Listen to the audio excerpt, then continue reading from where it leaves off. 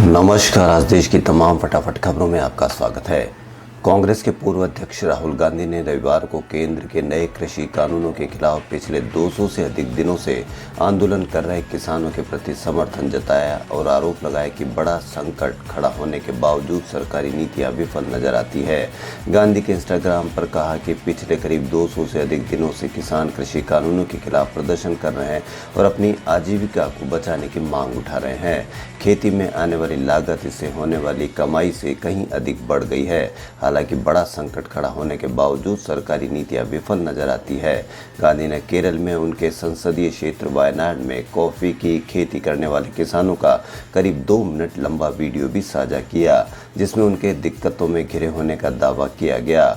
गौरतलब है कि केंद्र के 3 नए कृषि कानूनों के खिलाफ प्रदर्शनकारी किसान पिछले साल 26 नवंबर से दिल्ली की सीमाओं पर डेरा डाले हुए हैं। वे इन 3 कानूनों को रद्द करने और फसल के न्यूनतम समर्थन मूल्य की गारंटी देने के लिए एक नया कानून लाने की मांग कर रहे हैं। मध्य प्रदेश के विदिशा जिले में हैरान करने वाला मामला सामने आया है। मामला है विदिशा जिले के गंजबा सौदा का।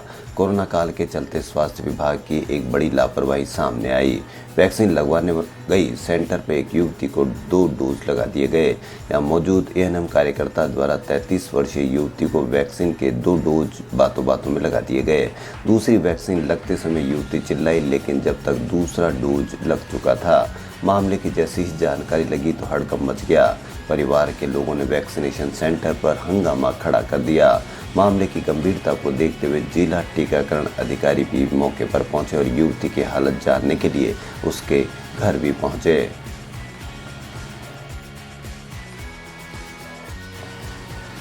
भारत में पुरुषों के मुकाबले कोरोना वैक्सीन लेने वाली महिलाओं की तादाद काफ़ी कम है। केंद्र सरकार ने इस पर चिंता जताई है।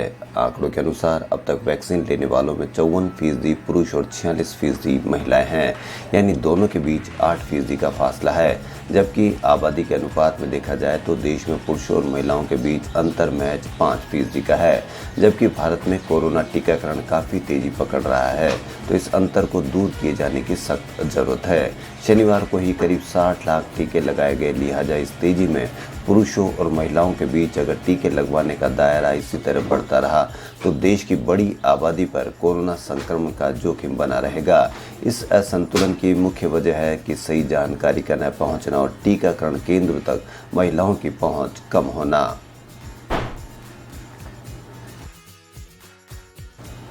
संसदीय समिति ने फेसबुक इंडिया और गूगल इंडिया के अधिकारियों को मंगलवार 4 बजे पेश होने को कहा है। सोशल मीडिया और ऑनलाइन मीडिया प्लेटफॉर्म के दुरुपयोग के मामले और नागरिकों के अधिकारों की रक्षा के मुद्दे पर इन अधिकारियों से सवाल जवाब किए जाएंगे। कांग्रेस सांसद शशि थरूर की अध्यक्षता वाली आईटी मामलों पर संसदीय स्थायी समिति ने नागरिकों के अधिकारों की सुरक्षा और सोशल ऑनलाइन समाचार मीडिया प्लेटफॉर्म के दुरुपयोग को रोकने के मुद्दे की जांच करने के लिए मंगलवार शाम 4 बजे फेसबुक इंडिया, गूगल इंडिया के वरिष्ठ अधिकारियों को तलब किया है। संसदीय समिति के सदस्य सांसदों को भेजे गए एजेंडा नोट के मुताबिक समिति नागरिकों के अधिकारों की सुरक्षा और डिजिटल स्पेस में महिला सुरक्षा पर विशेष जोर देने सहित सोशल ऑनलाइन समाचार मीडिया प्लेटफॉर्म के दुरुपयोग की रोकथाम विषय की फेसबुक इंडिया और गूगल इंडिया के प्रतिनिधियों के साथ समीक्षा करेगी।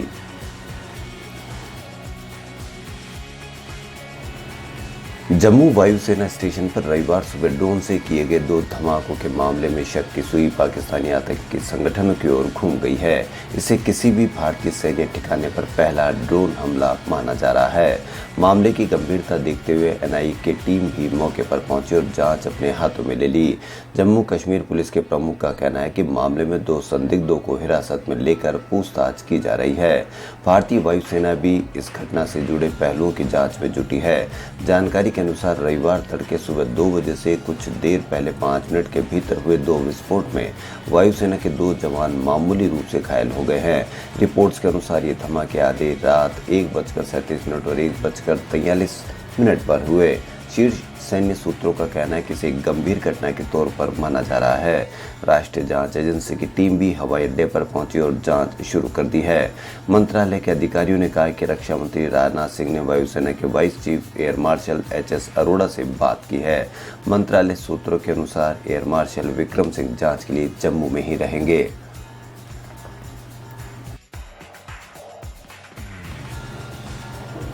ट्विटर द्वारा नए आईटी नियमों के अनुपालन का मुद्दा लगातार नए विवादों में घिरता जा रहा है। नए आईटी नियमों का पूरी तरह पालन न करने के आरोपों से घिरे ट्विटर को रविवार झटका लगा जब सोशल मीडिया कंपनी के अंतरिम शिकायत अधिकारी ने इस्तीफा दे दिया। नए आईटी नियमों के पालन के लिए इसी माह उनकी नियुक्ति हुई थी। दरअसल ट्विटर और केंद्र सरकार के बीच करीब एक माह से कई मुद्दों को लेकर टकराव चल रहा है। एक दिन पहले ही आईटी मंत्री रविशंकर प्रसाद और आईटी मामलों के संसदीय समिति के अध्यक्ष शशि थरूर का ट्विटर अकाउंट करीब 1 घंटे तक बंद रहा। इससे पहले ट्विटर से कई आरएसएस नेताओं के वेरीफाइड अकाउंट से ब्लूटूथ हटाने का मामला सामने आया था। इसके बाद सरकार ने ट्विटर को कड़ी चेतावनी दी थी और आईटी नियमों का पूरी तरह से पालन करने को कहा था।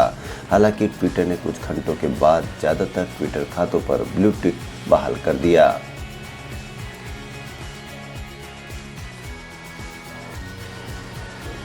कांग्रेस महासचिव प्रियंका गांधी ने पेट्रोल डीजल पर एक्साइज टैक्स को लेकर केंद्र सरकार पर हमला बोला है। उन्होंने कहा कि पेट्रोल और डीजल पर टैक्स 12 गुना बढ़ाकर जनता से लूट की जा रही है। कांग्रेस महासचिव ने फेसबुक पोस्ट में लिखा कि जब वर्ष 2013 में अंतर्राष्ट्रीय बाजार में कच्चे तेल की कीमत $101 प्रति बैरल थी, उस समय देश में लोगों को 66 रुपये प्रति लीटर और डीजल 51 रुपये प्रति लीटर के दाम पर मिल रहा था। उस समय केंद्र सरकार प्रति लीटर पेट्रोल पर 9 रुपये जबकि डीजल पर 3 रुपये प्रति लीटर टैक्स वसूल रही थी। लेकिन वर्ष 2021 में केंद्र सरकार आपसे प्रति लीटर पेट्रोल पर 33 रुपये और डीजल पर 32 रुपये टैक्स वसूल रही है।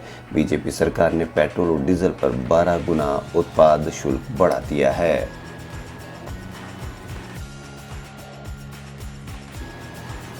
देश में डेल्टा प्लस वेरिएंट के खतरे के बीच कोरोना वैक्सीन की उपलब्धता पर केंद्र सरकार ने यू टर्न लिया है। सुप्रीम कोर्ट में दाखिल हलफनामे में सरकार ने बताया कि इस साल दिसंबर तक उसे वैक्सीन के सिर्फ 135 करोड़ डोज ही मिलेंगे। इससे पहले मई में जब देश भर में वैक्सीन की किल्लत सामने आई थी, तब केंद्र सरकार ने दावा किया था कि 31 दिसंबर तक देश के पास 216 करोड़ से ज़्यादा डोज होगी। देश में कोरोना की संभावित तीसरी लहर में बच्चों के ज़्यादा प्रभावित होने की खबरों के बीच उनके लिए टीके की तैयारियां तेज हो गई है। भारत बायोटेक की कोवैक्सीन, फाइजर और जायडिस कैडिला की वैक्सीन मंजूरी पाने के करीब है। कोविड वर्किंग ग्रुप के अध्यक्ष डॉक्टर एन.के. अरोड़ा ने रविवार को बताया कि जुलाई के आखिर या अगस्त में 12 से 18 साल के उम्र के बच्चों को टीका देना शुरू किया जा सकता है।